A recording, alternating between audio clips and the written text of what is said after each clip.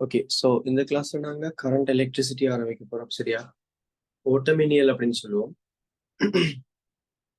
இதுக்கு முதல் படிச்ச மின்புலம்ன்றதும் ஒரு வகையான மின்னியல் தான். சரியா? அது வந்து நிலை மின்னியல். ஓகே, இந்த யூனிட்டுக்கு பேர் வந்து ஓட்டமின்னியல். நிலை மின்னியல்ல ஏற்றங்கள் வந்து இயங்காது, ஓட்டமின்னியல்ல ஏற்றங்கள் வந்து இயங்கும்.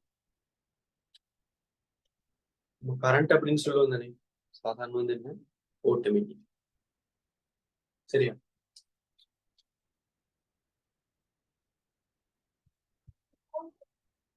தலை போடுங்க, ஓட்டமின்னியல். அது கீழே எழுதி கொடுங்க. முதல்ல நாங்க பார்க்க போறோம் எதை பத்தின்னு சொன்னா, ஓட்டமின்னியல்ற அடிப்படை எண்ணுக்கருக்கள். ஓகே, இப்ப தலைப்பு ஓட்டமின்னியலின் அடிப்படை எண்ணுக்கருக்கள்.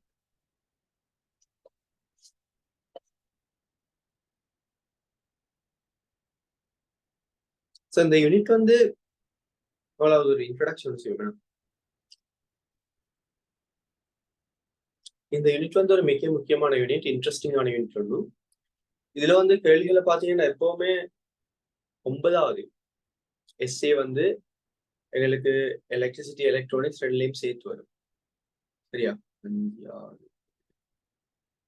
9வது. சரியா? 9வது வந்து எலக்ட்ரானிக்ஸும் எலக்ட்ரிசிட்டியும் வரும். பொதுவா எலக்ட்ரானிக்ஸ் தான் லேசா வரும், ஆனா சில நேரம் எலக்ட்ரிசிட்டி லேசா வந்தா நீங்க அதையும் செய்யலாம். சரியா? அப்போல ஸ்ட்ரக்சர்ல எப்பவுமே என்ன செய்யும் சொன்னா 4வது ஸ்ட்ரக்சர் இதான் வரும்.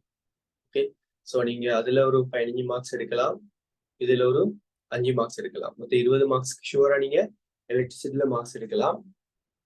எக்ஸ்ட்ரா எம்சிக்யூல ஒரு 6 தொடக்கம் ஒரு 8-10 எம்சிக்யூஸ் வரைக்கும் வரலாம். சரியா? சாந்தாண்டு ஒவ்வொரு வருஷமும் அது வந்து அந்த அந்த வருஷம் கேள்வி எடுக்கிறவரை பொறுத்து, எடுக்கிற குரூப்பை பொறுத்து அது மாறுபடும். சரியா? இதுவரைக்கும் எலக்ட்ரிசிட்டில மிச்சம் லேசான கேள்வியும் வந்திருக்கு, மிக மிக கஷ்டமான கேள்விகளும் வந்திருக்கு. ஓகே, பொதுவா எம்சிக்யூஸ் வந்து செய்யக்கூடியதா இருக்கு. சரியா? ஓகே, சோ இந்த யூனிட்டை வடிவா படிங்க. லேசா ஸ்கோர் பண்ணக்கூடிய கேள்விகள் நிறைய எம்சிக்யூல இருந்து வரும். அடுத்தது இதுல நிறைய பிராக்டிஸ் தேவை. சரியா? நீங்க வந்து ஜஸ்ட் கான்செப்ட் படிச்சுட்டு போவீங்க. தடைகள் காண்றது, சமான தடை காண்றது வந்து ஒரு சில உதாரணங்கள் நம்ம படிப்போம். ஆனா நீங்க ஒரு 50-60 கேள்வி செஞ்சாதான் உங்களுக்கு அது பழக்கம் வரும். சரியா? சோ நான் உங்களுக்கு கேள்வி எடுத்து தருவேன், நீங்க வந்து என்ன செய்யணும்னா அதை செய்யணும். ஓகே, நீங்க செஞ்சு பார்த்தா தான் உங்களுக்கு அது அந்த பகுதி வந்து பரிச்சயமாகும். சரியா? அடுத்து பாஸ் பேப்பர் நம்ம வளமாய் ஜேகே சார் புக்ல செய்வோம். அடுத்து ஒவ்வொரு சின்ன சின்ன சப் யூனிட்டுக்கும் உங்களுக்கு எக்ஸாமும் நடக்கும். சரியா? சேர்த்து சேர்த்து நடக்கும். ஓகே, ஸோ அதான் விஷயம். இதுல வந்து பிரதானமா உள்ள பகுதிகளை பாத்தீங்கன்னா, முதலாவது ஓட்டமின்னியல்ற எண்ணக்கருக்களை பத்தி நாங்க பார்ப்போம். அடுத்தது மின்னியல்ற வெப்ப விளைவை பத்தி பார்ப்போம். அடுத்தது மின்னியக்க விசையை பத்தி பார்ப்போம். அதுக்கப்புறம் கடைசி பகுதியாக உங்களுக்கு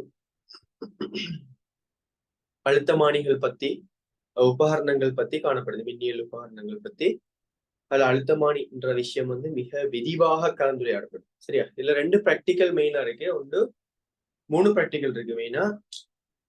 அது 3ம் மாறி மாறி வரும். சரியா? அதெல்லாம் இப்போ உங்களுக்கு விரிவா சொன்னா விளங்காது. சோ நான் வந்து அந்தந்த செக்ஷன் படிவைக்குள்ள உங்களுக்கு சொல்றேன், உங்களுக்கு விளங்கிட்டு போகும். சரியா? அடுத்தது நான் சொல்ல வந்தது என்னன்னா, இது முடிய நாங்க இதுல கடைசி பகுதி வந்து மின்காந்த தூண்டல் அப்படின்ற ஒரு விஷயம் இருக்கு. சோ அதை படிக்கும் போது நம்ம என்ன செய்வோம்னா காந்த புலத்தை படிப்போம். காந்த புலத்தை படிச்சுட்டு தான் திரும்ப மின்காந்த தூண்டலை பத்தி படிப்போம். சரியா? சோ இது பழைய சிலபஸ்ல இருந்த அந்த ஓர்டர் வந்து மிக பொருத்தமான ஒரு ஓர்டர் தான் அது. ஏன்னா காந்தப்புலம் படிக்கிறதுக்கு உங்களுக்கு ஓட்டமின்னியல் அறிவு தேவை. சரியா? சோ அதால மின்புலம், ஓட்டமின்னியல், காந்தப்புலம், மின்காந்த தூண்டல், அதுக்கப்புறம் எலக்ட்ரானிக்ஸ் போனா சரி. சரியா? ஓகே, சரி.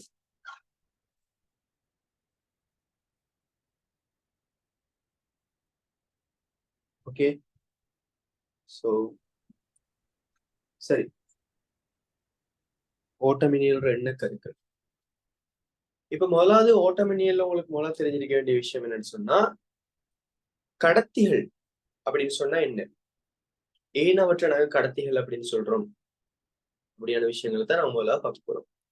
சோ மின்னோட்டத்தை காவக்கூடிய பதார்த்தங்கள் நம்ம சொல்ற கடத்திகள் அப்படின்னு சொல்லி. சரியா? ஓகே, மின்னோட்டத்தை கடத்தாதாக்களை நாங்க சொல்ற காவலிகள் அப்படின்னு சொல்லி, மின் காவலிகள்.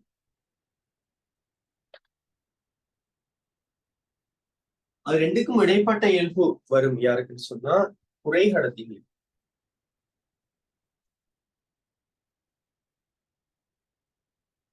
இந்த யூனிட்ல நாங்க கடத்திகளை வச்சுதான் படிப்போம்.